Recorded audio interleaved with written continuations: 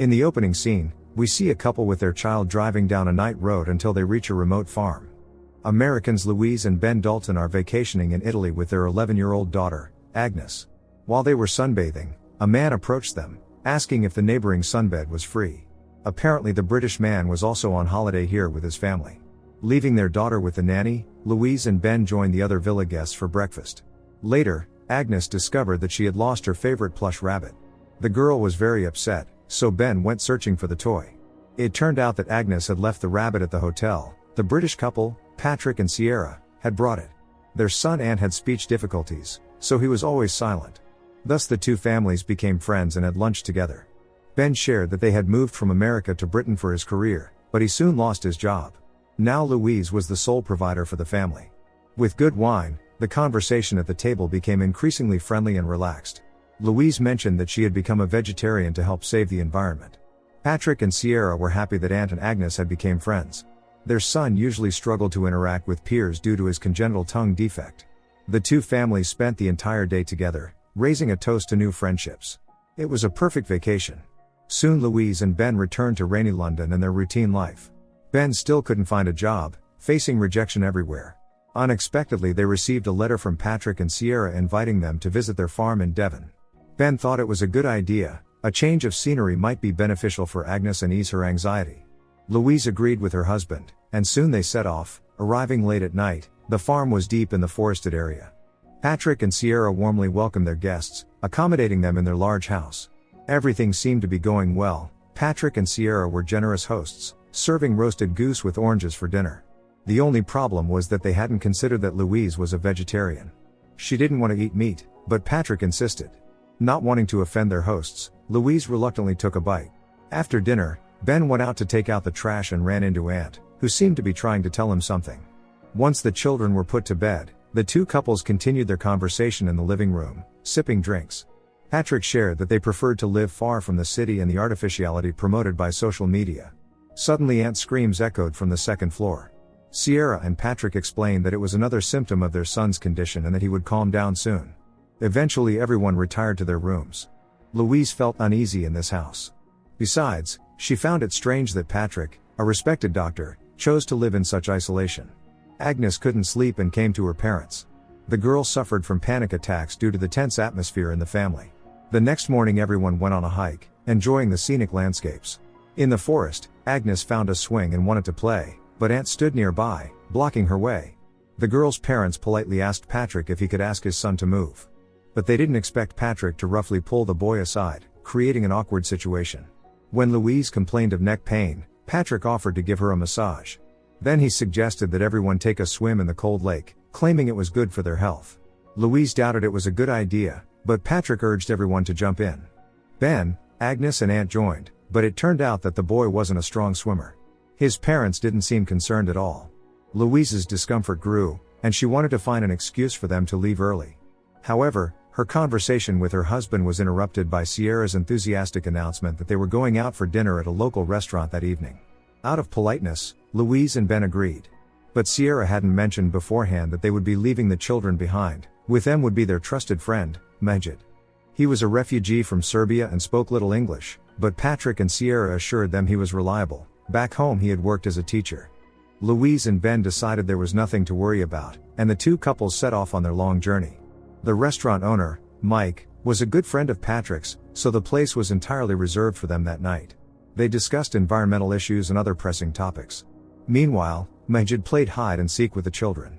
Ant was clearly trying to communicate something to Agnes, but she couldn't understand him. Patrick shared with his new friends that Sierra's love had once saved him. They had been happily married for 17 years. The conversation took on a more intimate tone, which clearly made Louise and Ben uncomfortable, as the passion in their relationship had long since faded. The rest of the evening was filled with awkwardness. Despite being intoxicated, Patrick was about to get behind the wheel. While no one was around, Ant showed Agnes the bruises on his body. Before Agnes could ask anything, Sierra appeared, and the children pretended nothing had happened. Ben and Louise's marriage had been falling apart for a long time. He was angry at his wife for flirting with another man 6 months ago, while she resented him for still being unemployed. But they were both trying to keep their family together. That night, strange noises woke Louise, and she went to check what was going on. Finding Agnes in Sierra and Patrick's bedroom, She was shocked. She took her daughter back and told Ben that they were leaving immediately. Aunt watched from the window. On the way, Agnes panicked when she realized her toy rabbit was missing again. It wasn't in the trunk either. The girl was on the verge of a panic attack, so her parents decided to return to the strange couple's farm. Ben planned to quietly enter the house and find the rabbit. When he didn't come back, worried Louise went after him. Their hosts were outraged that their guests had left without saying goodbye. Ben and Louise explained that they were uncomfortable with the fact that the couple had allowed Agnes to sleep in their room. In tears, Sierra said that they once had a daughter, Mary, whom they lost shortly after birth. And Agnes reminded Sierra so much of Mary that her maternal instincts took over. Aunt found Agnes's rabbit and handed it to her. It seemed like the misunderstanding was resolved, so Louise and Ben decided to stay a little longer. Later, while the children were playing, Louise confided in Sierra that she and Ben had wanted to have another child, but both of her pregnancies had ended unsuccessfully. Meanwhile, Aunt handed Agnes a note, but she couldn't read his handwriting. When Sierra approached, the boy hastily ate the note. Patrick and Ben went hunting together, while Agnes told her mother about Aunt's strange behavior. Something was definitely off. Ben realized he couldn't bring himself to shoot animals. Patrick admitted that he had overheard their argument last night. Clearly Ben had a lot of pent-up anger, so Patrick suggested they go to the valley and scream at the top of their lungs. After letting it all out, Ben felt an incredible sense of relief. The men returned home in good spirits. The women were preparing lunch.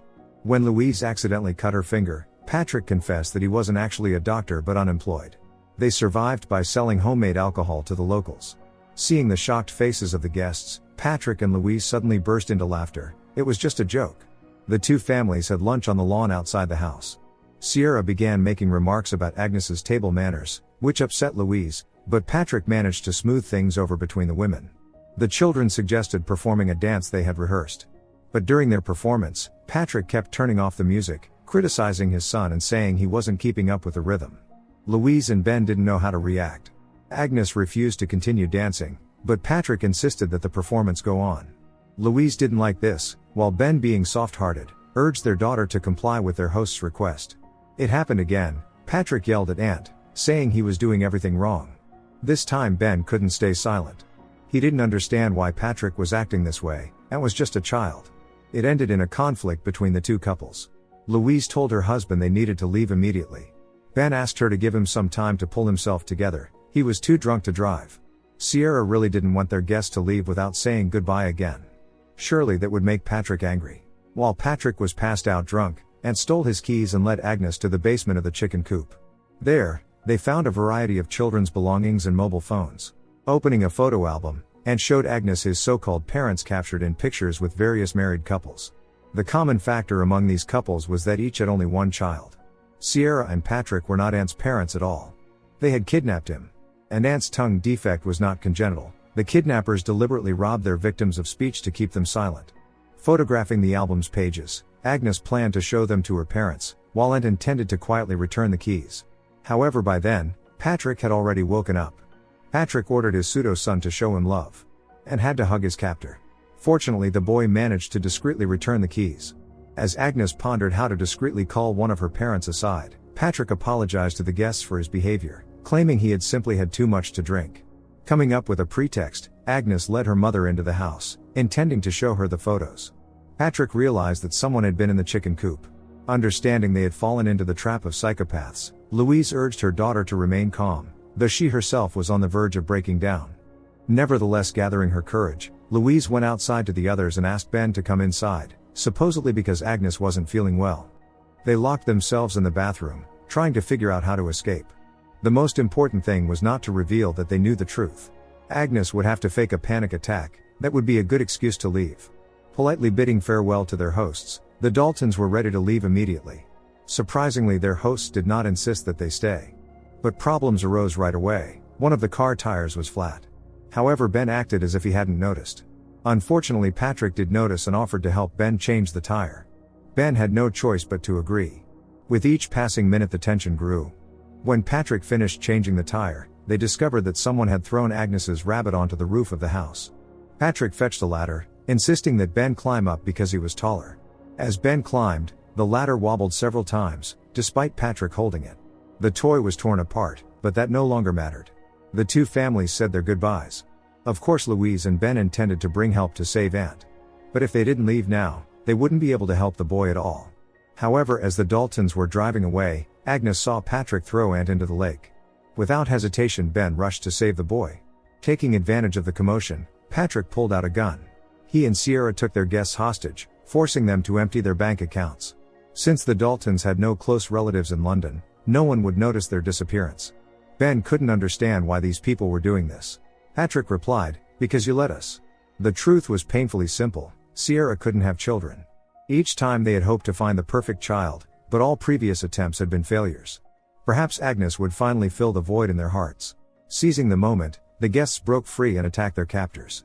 Sierra begged Louise not to leave her behind, claiming she was a victim too. But Louise wasn't foolish enough to believe her. The Daltons and Ant ran and jumped into the car, but Mike appeared in their path and started shooting. The Daltons rushed back into the house, where there should have been a landline phone, while Patrick and Sierra were locked in the garage, until Mike, their old friend, set them free. Louise dialed 911, but Sierra cut the phone line. Louise and Ben barricaded the door. Ben panicked, and Louise urged him to pull himself together. Their family needed him now. The entire house lost power. There was no way out. Patrick and Mike were professional hunters. Ben and Louise decided to set the roof on fire.